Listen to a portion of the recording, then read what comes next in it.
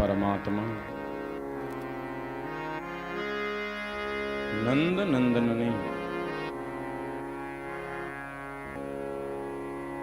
અનુકૃપાથી શ્રીમદ ભાગવત રૂપી જ્ઞાન ગંગા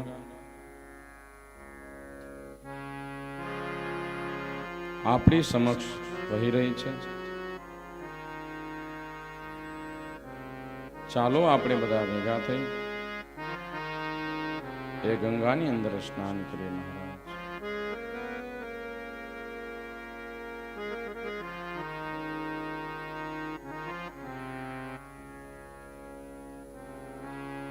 કાલે સાયંકાલે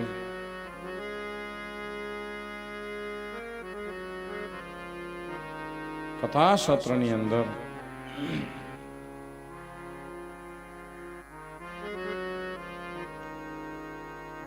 ભગવાને ઇન્દ્રનો અભિમાન ઉતાર્યું.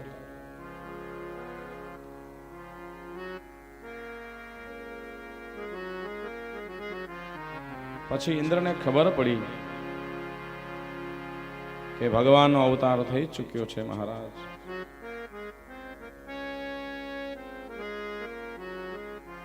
એટલે ઇન્દ્ર ભગવાન પાસે આવ્યો અને ભગવાને ક્ષમા માંગી, મને માફ કરી દો. મને એમ હતું કે મારાથી જ આ જગત ચાલે છે, પણ મહારાજ મારો અભિમાન ઉતરી ગયો છે. બધાએ ગોવાળિયાઓ ગોપ બાળકો બધાએ ગોકુલની અંદર આવ્યા. નંદ બાબા પાસે આવે બધાએ કે છે, હે નંદ બાબા,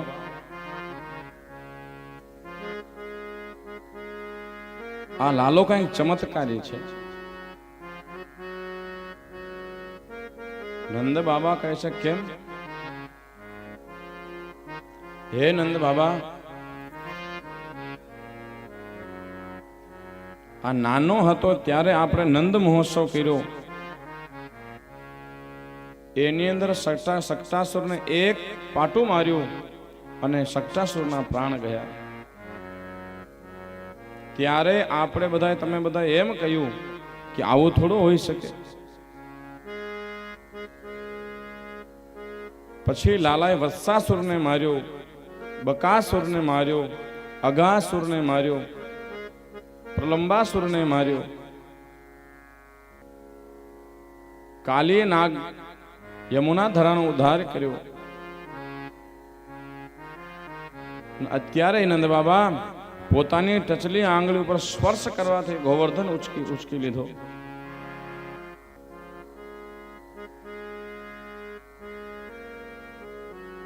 કાંઈક તો ચમત્કાર લાલામાં છે. ત્યારે નંદ બાબાએ એ વાતને ઉડાડી મૂકી અને નંદ બાબા કે નાના ગોવાળે એવું ન હોય, આપણા બધા સાથ સહકારથી બધું થયું છે.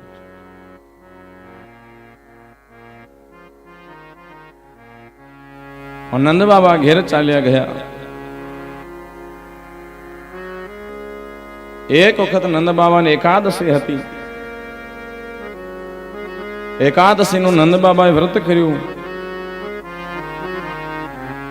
12ના દિવસે સવારે પારણું કરવાનું હતું સૂર્યોદય પછી.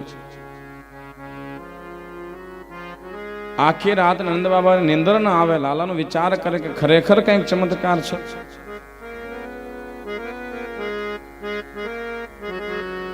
ત્યારે રાત્રિના 2 વાગ્યા હતા અને નંદ બાબાની નિંદર ઉડી ગઈ. નંદ બાબાને એમ થયું કે બ્રહ્મ મુહૂર્ત થઈ ગયું લાગે છે. રાત્રે 2 વાગે ઉભા થઈ અને યમુનાના ધારાની અંદર સ્નાન કરવા માટે ગયા છે. રાત્રે 2 વાગે યમુનાની અંદર સ્નાન કરે છે.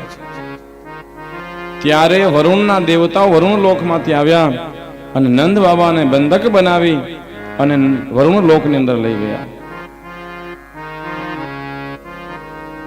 તીર્થ ક્ષેત્રની અંદર જાઓ મહારાજ તો રાત્રે સંધ્યા ઢળી જાય ત્યારથી લઈ સવારે બ્રહ્મ મુહૂર્ત સુધી નદીની અંદર સ્નાન કરવાનું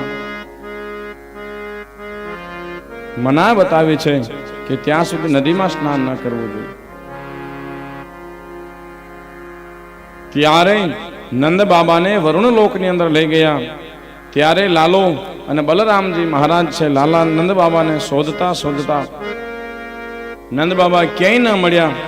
ત્યારે લાલાએ આંખ બંધ કરીને જોયું કે નંદ બાબા તો વરુણ લોકની અંદર વયા ગયા છે. અને લાલો ત્યાં ગયો વરુણ લોકની અંદર, બધોય વરુણના દેવતાઓને બધી વાત કરી અને વરુણ લોકના દેવતાએ બધી લાલાની પૂજા કરી. ત્યાંથી નંદ બાબાને છોડાવી લાલો છે એ ગોકુળની અંદર લઈ આવ્યો છે. પછી કૃષ્ણને છે બેસાડી બધાએ પૂજા કરી.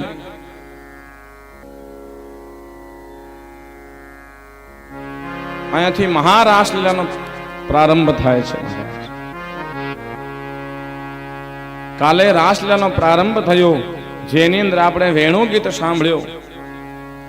ભગવાનની ગોવર્ધન લીલા થઈ, ભગવાનની ચીર હરણ લીલા પરમાત્માની જોઈ. હવે જે મહારાસલીલાનો શરૂઆત થાય છે.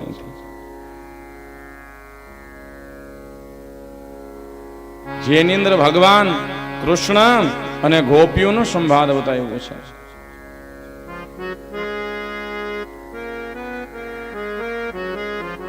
શ્રી શુક ઉવાચ ભગવાન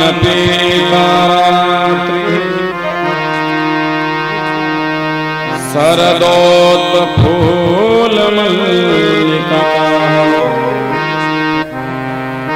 ભિક્ષરંતુ મનસ કરે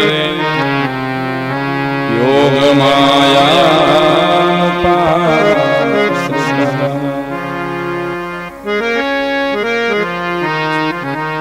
શરદ ઋતુનો સમય આવ્યો મહારાજ.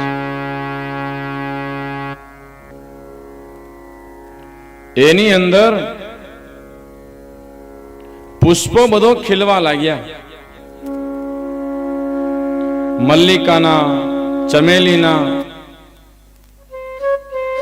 બધાય વૃક્ષો ઝાડવાઓ બધાય ખીલવા લાગ્યા. પક્ષીઓ નાના નાના બચ્ચાઓ બધા કલરવ કરે છે.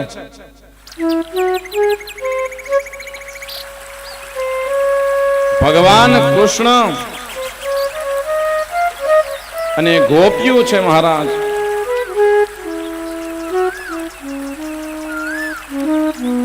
ભગવાન કૃષ્ણ ગોકુળની અંદર છે, ગાયો ચરાવવા માટે વૃંદાવનની અંદર જાય. અને સમય જતા મહારાજ શરદ પૂનમનો દિવસ આવ્યો છે.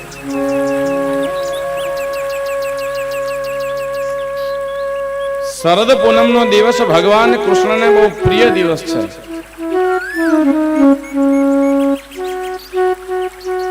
અને શરદ પૂનમના દિવસે ભગવાન કૃષ્ણ વૃંદાવનની અંદર જઈ અને પોતાના એક પગની અંદર બીજા પગની આંટી ચડાવી અને હાથની અંદર બાંસુરી લઈ અને ભગવાન છે એ બાંસુરીનો નાદ કરે છે મહારાજ.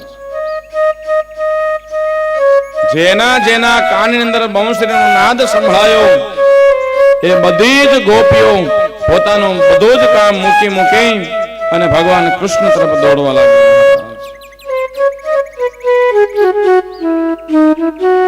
દરેક ગોપી પોતાનું કામ મૂકી અને ભગવાન કૃષ્ણ તરફ દોડી. નિસમ્ય ગીતમ તદંગ વર્ધનમ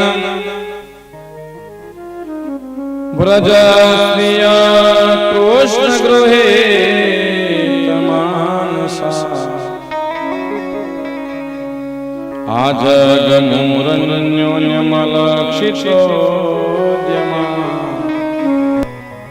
સયત્ર કાંતો જ્વલો કુંડલા.